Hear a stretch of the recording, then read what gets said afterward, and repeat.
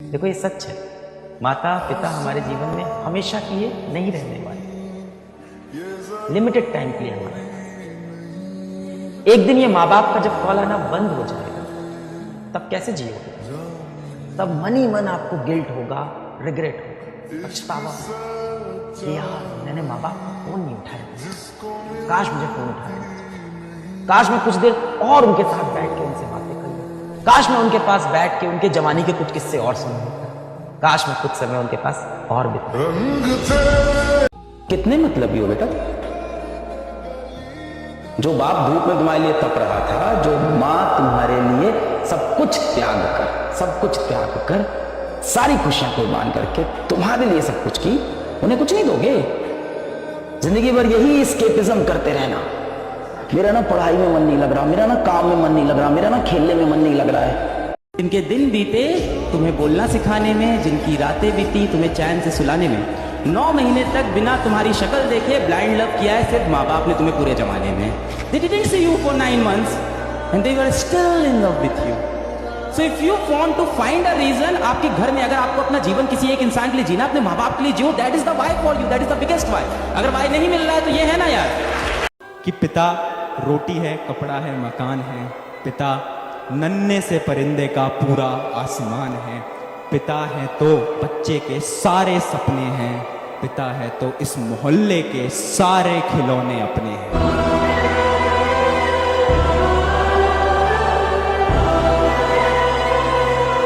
पर आपको अपने माँ बाप के लिए तो पैसे कमाने हैं ना, अपनी माँ को तो एक नई साड़ी दिलानी है, पिताजी को अपनी खरीदी हुई गाड़ी में घुमाना है, अपना घर अच्छे से बनवाना है, एक इन्वर्टर लगवाना है, घर पे एसी लगवाना है, ये सब तो सोचा होगा आपको। उन सपनों को पूरा करना है तो किसी भी दिशा में, चाहे वो नीट की तैयारी, किसी भी दिशा में बेटा आपको सीरियस होना पड़ेगा। ऐसे फील नहीं होता कि हमारे माँ बाप कितनी उम्मीदें लगा के बैठे रहे, हम क्या कर रहे हैं यहाँ पे? आप अपने लिए नहीं, लेकिन उन उम्मीदों के लिए तो पढ़ लो जो आपके अपने माँ बाप बांध के रखे बैठे हैं, और उन्होंने खुद ने जीवन में नहीं कर पाए, उनकी स्थितियां नहीं थी, लेकिन वो अपनी हर खुशी को त्याग करके आपके लिए संसाधन जुटा रहे हैं ताकि आप उनके ड्रीम्स को पूरा करें। और आपको नहीं पता, आप चले आते हो शहर, पीछे माँ बाप बात क्या करते हैं। अब मेरा छोटा भाई जयपुर था, पीछे माँ डेली पूछती थी, मार छोरे नौकरी लागे को लागे, नौकरी लगेगी कि नहीं लगेगी, तनकी लागे, तेरे को क्या लग रहा है, तेरे को तो पता है ना पास कैसे होते हैं। पापा की सेक्रीफाइस के बारे में अक्सर लोग बात नहीं कर पाते, वो साइलेंटली इस चीज़ को खुद फेस कर लेते हैं, तो उसको लेके आप क्या सोचते हो? क्योंकि ना मतलब ऐसा होता है, मम्मी इमोशनल होती हैं, मम्मी अगर रो भी देते तो तुम इतना नहीं, तो मम्मी को चुप करा लेते हैं। बट अगर कभी ऐसा हो कि पापा के आंख में हल्का सा भी आंसू आ जाए ना, जो बच्चा होता है उसकी ना पूरी हिम्मत ही टूट जाती है कि अब मैं कुछ कर ही नहीं सकता, क्योंकि तब तक बाप पीछे खड़ा होता है ना, बंदे को लगता है कि हर चीज़ मेरी है, मैं हर चीज़ जीत सकता हूँ।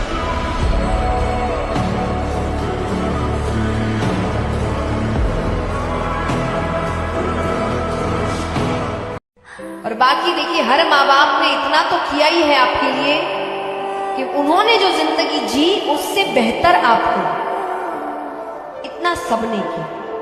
मैं मान ही नहीं सकती कोई माँ बाप ऐसा हो जिसने अपने जीवन से बेहतर ना दिया हो बच्चे को।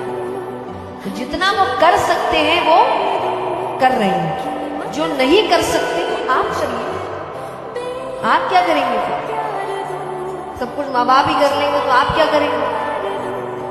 पड़ोसी की थाली थोड़ी देंगे माँ बाप, थोड़ा तो कुछ व्यंजन तो खुद लेकर आओ। मैं एक बात हमेशा कहती हूँ कि माँ बाप के धन पर घमंड किया तो क्या ही घमंड किया, असली बात तो तब हो कि धन आपका हो और घमंड माँ बाप का। समय मत गवाओ, सोने में और मोबाइल में समय मत गवाओ, बार बार मौका नहीं मिलना। रातों भर जाग जाग करके पिता तुम्हारे लिए पैसे इकट्ठा करता है, तुम्हें पढ़ाने भेजता, मौका बार बार नहीं मिलता है। तुम ऐसी मेहनत करो बेटा कि तुम्हारा पिता किसी कोने में खड़ा हो जाए तो लोग सीना तान के कहे कि ये फलाने का बाप खड़ा है। समय बार बार नहीं मिलता है, आज खो दोगे से पछताते रहेंगे। हमने खोया नहीं, आज भी मेहनत करते।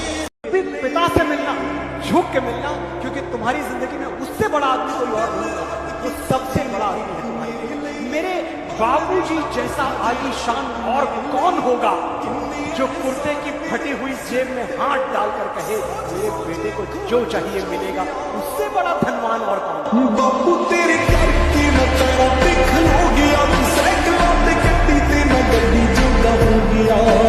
एक बार मंदिर न जाओ चलेगा, लेकिन अपने बूढ़े माता पिता को अगर आपने ठुकरा दिया, उनको कष्ट दिया, वो मंदिर में सोने का छत्र चढ़ाओगे तो भी ठाकुर जी प्रसन्न नहीं होंगे। अपने बूढ़े माता पिता की जरूर सेवा करनी चाहिए। जीवन में तकलीफ लगे तो एक बार उस इंसान को देखना जिसे आप अपना पिता करते हैं, अगर देखिएगा वो इंसान किसके लिए काम किया। बस गौर से 2 दिन पिताजी की एक्टिविटीज पर नजर रखिएगा कि ये इंसान किसके लिए काम करता है। घर से बाहर जाना, कमाना, घर को ले आना, आपको समझ जाएगा इस इंसान ने सब कुछ किया अपने से, अपना कुछ नहीं किया। कितनी मुश्किल से पापा पैसे भेजते हैं, बड़ी मुश्किल से गाय का 2 किलो घी बचा के बेच के उसमें से 800-1000 रुपए आते हैं, वो बेचते हैं कि मेरा बच्चा पढ़ाई कर रहा है। उन्होंने खुद ने बाइक नहीं ली, ना साइकिल ली, वो पैदल ले आते हैं कि मेरे बच्चे को साइकिल दिला दूं ताकि वो कोचिंग और रूम का डिस्टेंस है वो जल्दी कवर कर सके। उन्होंने कई सालों से कपड़े नहीं सिलाए कि मेरा बच्चा है वो रात को नाइट पैंट और टी शर्ट में सो सके, वो रात को है वो धोती में ही सोएंगे, क्योंकि बच्चे को ठीक कपड़े दिलाने, क्योंकि मार्केट के बच्चों में देख के वो बच्चा अपने आप को कमतर फील नहीं करे, क्योंकि मार्केट के बच्चों की ड्रेसेस देखते हैं तो बच्चा वो भी लगता है उसको कि मैं भी कुछ ठीक कपड़े पहनूं। जब वो इतने सेक्रीफाइस करके आपके लिए 2000 रुपये भेज रहे हैं, हम यहाँ पार्टी कर रहे हैं, शर्म नहीं आती है? कर क्या रहे हैं? मैं क्या खर्च करूंगा उस पर जिसने मुझ पर अपनी उम्र खर्च करी? मैं कैसे शुक्र अदा करूंगा उसका जिसने अपनी जरूरतें रोक कर मेरी जिद पूरी करी?